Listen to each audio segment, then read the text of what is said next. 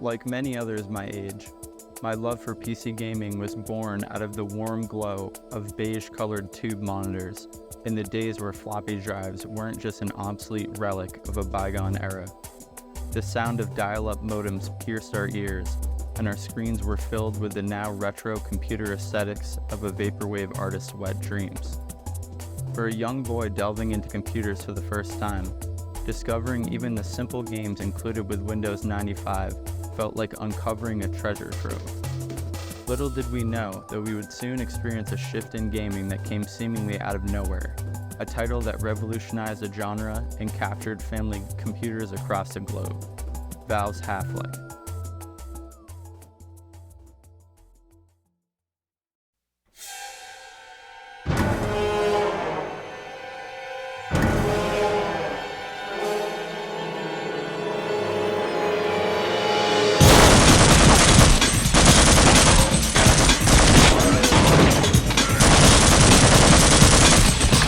Half-Life was unlike anything we had ever seen before, and the sheer impression it made is the reason why it's still alive to this day. Striking an almost perfect blend between action and youth, destruction and dread, it was an evolution for first-person shooters and the art form as a whole. Good morning, and welcome to the Black Mesa Transit System. Somewhere between the Hazard Course and Black Mesa Inbound, I became completely engrossed in the immersive world it offered. Looking back now, I see it was not only the genesis of my fondness for PC gaming, but of survival horror as well. While not typically billed as a survival horror game, when you consider the game pits one theoretical physicist against a disaster zone filled with terrifying alien creatures, its influences from the horror genre become more evident. This culminates when our protagonist reaches the vast space ocean of Xen, and the game's existential horror tones come out in full force, where the eldritch nihilanth and inhuman cadence of the G-Man permeate the cosmic skyboxes with mysterious dread.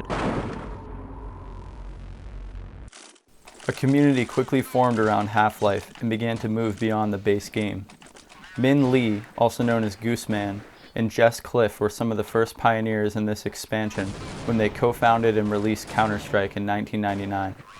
With a software development kit named after the Half-Life engine, Gold Source SDK, now released, anyone was free to create new levels, assets, even entirely new games, using Half-Life's framework as a springboard.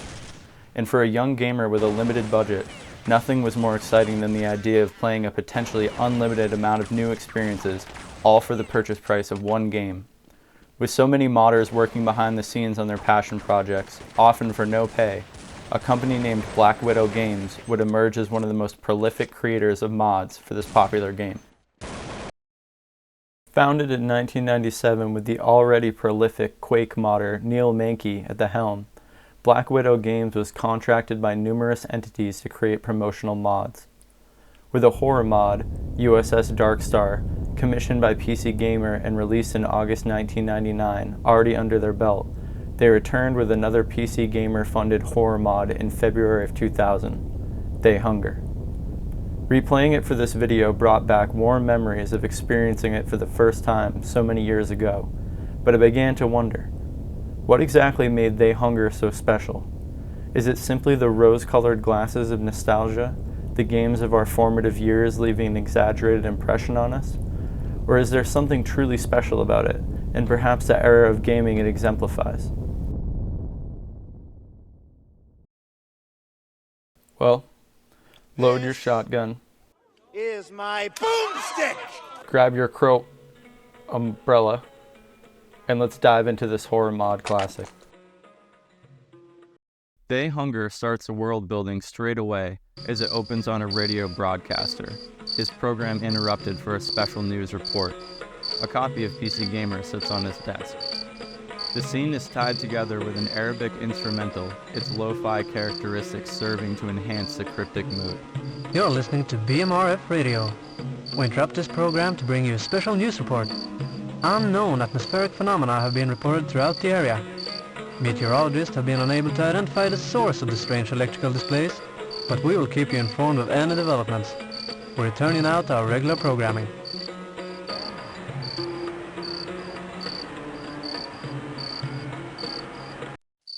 As the scene transitions, a lone vehicle resembling a hearse makes its entrance. A best-selling, unnamed author driving into the area of Rockwell. Our silent protagonist is much Gordon Freeman as he is an Alan Wake predecessor, an artist seeking the solitude of the country for some creative inspiration.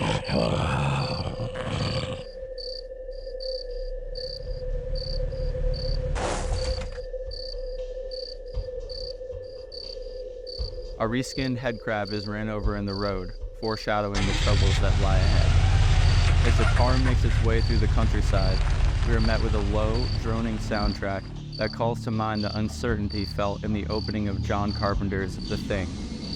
Crickets chirp, frogs bleat, and we're met with another PC Gamer reference.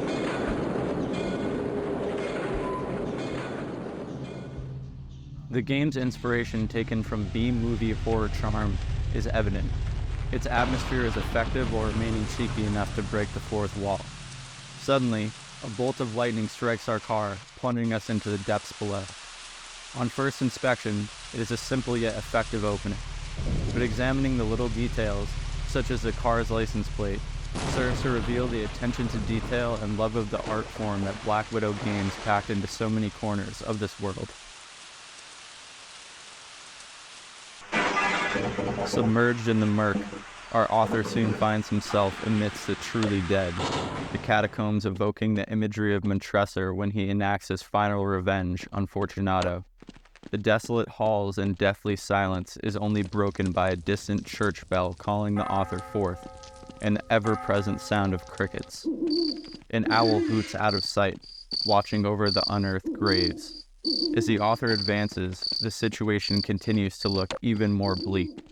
He stumbles upon a corpse, but realizing he has no way back, he presses on. By the time he reaches the crooked cross of the church, the sense of foreboding has set in.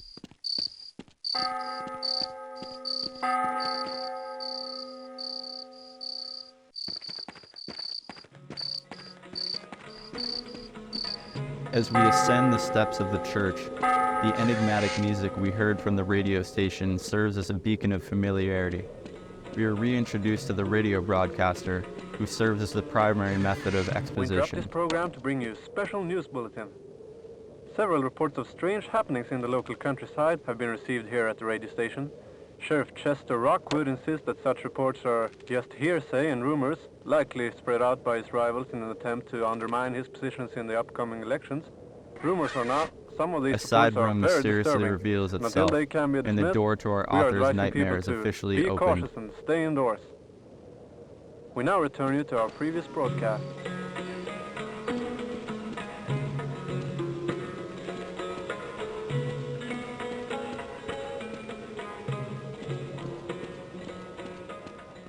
No! No! No! Get it off me! Get it off! Get it off!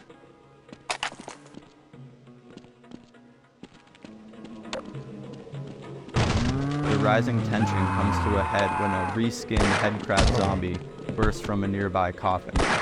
While the sound design is somewhat crude, it remains effective. Ascending the ladder to the church bell, you can make out the reskinned headcrabs asking, "Where are you?" Another zombie escapes the coffin and destroys a picture of Jesus before our fleeing protagonist is met with the sight of even more reanimated corpses clawing themselves out of their graves.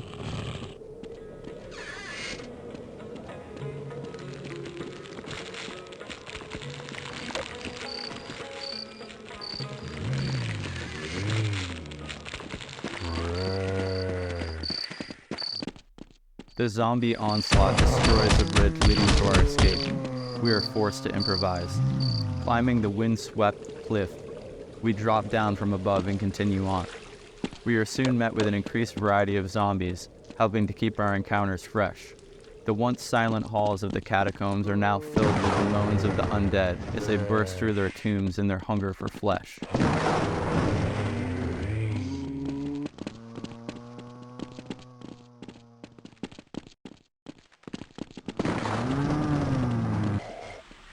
Now equipped with our trusty umbrella, we break open an alternative path in the sewers.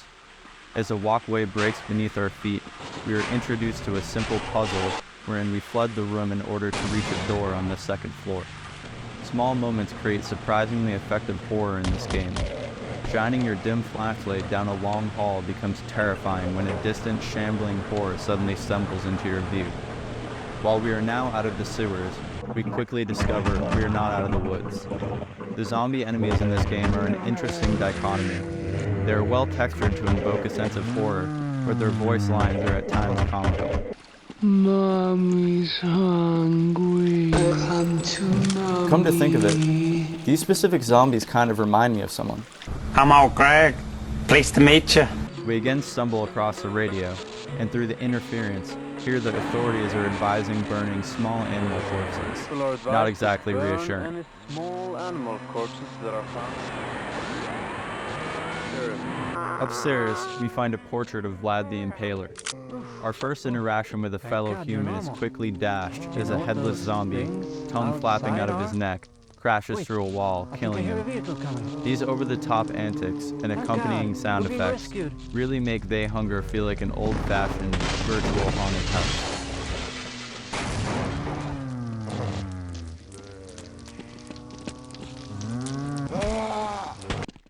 By now surrounded by a small army of ghouls, the author continues his journey. A lightning strike illuminates the scene of a car wreck impeding the road ahead, the driver already being feasted upon. There is now no choice but to follow the signs to the mysterious Devil's Rift.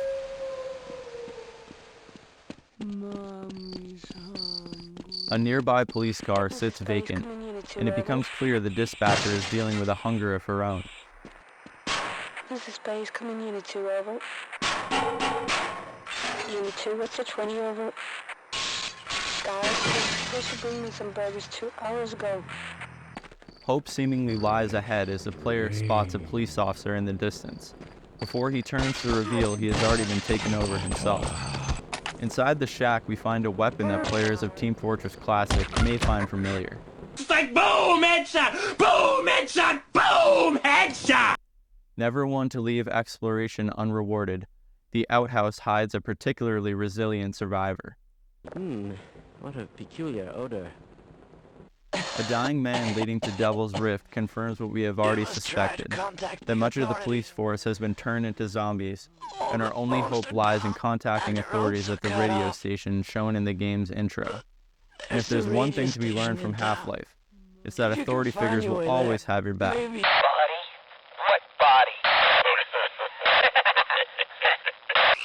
With a clear goal in mind, we quickly realize that we must traverse a swamp before reaching Devil's Rift and whatever lies beyond. When the whirring blades of a helicopter start to fill the player's ears, one could not be faulted for believing that salvation may lie ahead. These hopes are destroyed, however, by the unrelenting torrent of machine gun fire that follows. The eerie, humorous, and sometimes existential Why do we hunger? cries of our putrefied enemies continue to haunt us as we first lay eyes on Devil's Rift. Looking down into the cavernous pit and its eponymous, undulating rift of lava, the wind whipping violently around us, creates a sense of scale that is impressive for a game of its time. As we make our way to the crumbling walkways lining the rift, we watch a man plunge into the fiery depths below. The mod's clever reuse of assets from its parent game is not only practical, but serves as a welcome reference for players to discover, most of which would have been fans of Half-Life already. It soon becomes obvious that the only way forward is down, providing some high-stakes platforming. Now literally inside the belly of the beast, a massive volcano emerges from the lava, which facilitates our escape.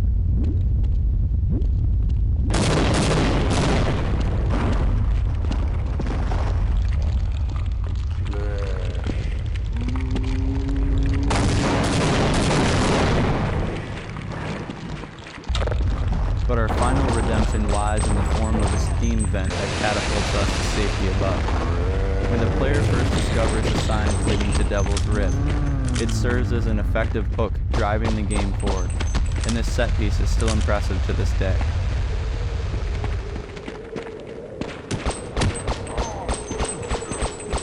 But unfortunately, the worst is yet to come. What is that? What the fuck is that? Hidden under the seemingly placid surface of the water we find after our escape from Devil's Rift lies the most terrifying creature found in Half-Life War They Hunger, the Ichthyosaur. Ichthyosaur. Swimming down to its den reveals the watery grave of its victims and rewards you with an SMG. This good fortune could not be better timed as a firefight with more zombie police ensues, and the player reaches the train track. The police in They Hunger fill the role of the Half-Life grunt, and can present a significant challenge when lack of cover leaves you exposed to their accurate, withering volley of gunfire. The train tracks lead you through winding tunnels, when suddenly a cart manned by 2 zombies begins barreling towards you. If distracted by the urge to kill these 2, you would not be remiss in failing to notice the train hurtling toward you from the other direction as you exit the mouth of the tunnel. The 2 collide in a fireball, and climbing aboard the locomotive you realize it is still operable. Smashing through the overturned police car obstructing the way ahead, you are quickly ambushed by more officers. Briefly stopping to get the train back on course becomes more complicated when we reach a dam up ahead, where we come under fire from another police helicopter. With this threat eliminated, we must now face the dread of entering the deep water of the dam. Swimming down to a control room, we witness a zombie destroy the turbine controls before an explosion shatters the glass, flooding the area. A sense of urgency fills the author as he gasps for air, desperately dispatching the zombies that lay between him and much-needed relief, the pocket of air. Toggling the track control that was impeding the train's progress, we were forced to confront more underwater horrors as we backtrack to the top of the dam. This segment is interesting for 2 reasons. Firstly, it forces you to once again confront the monsters hiding in the water, which personally was the scariest part of Half-Life, and is an excellent use of its resources for horror. And secondly, taking place underwater, it introduces the concept of oxygen management to the gameplay, pressuring the player to move quickly. Barreling through scores of enemies, any hope of escaping via the train or dash when an explosion derails the track ahead of you, and shots begin to rain down from the rooftops. Inside the barn, zombies feast on human flesh, and the situation begins to look more and more dire. Emerging out into the streets, we quickly lay eyes on BMRF radio and make a chilling discovery. The guiding voice since our early descent into this nightmare lies dead in a nearby closet.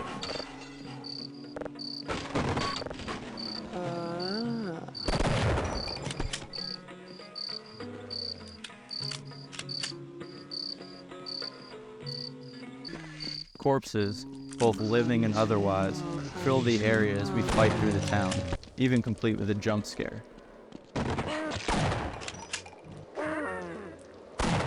A police car sits unattended, and we make a mad dash through the debris blocking the tunnel ahead before careening into an auto shot.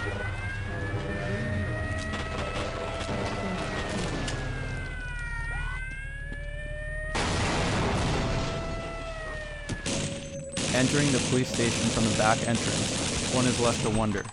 With the police force and the entire town seemingly corrupted, where are we to go from here? Suddenly the station is thrust into darkness and we are knocked down by a blow to the head. The seemingly zombified, yet sentient sheriff that attacked us, making it clear we would come to regret our decision to come here.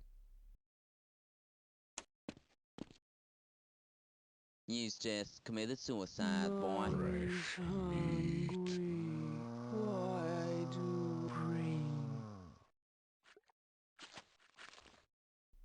Disarmed and placed into some less than ideal conditions, we hear shambling footsteps approach to reveal the disturbing scene outside our cell. The sheriff, flanked by his coterie of undead minions, clearly has a hand in what is going on in Rockwell. We watch as the undead shuffle from cell to cell, under the watchful eyes of their leader, and slaughter the people trapped within. Those attempting to escape are shot like fish in a barrel, and it becomes clear that you will soon join the pile of corpses that litter the floor.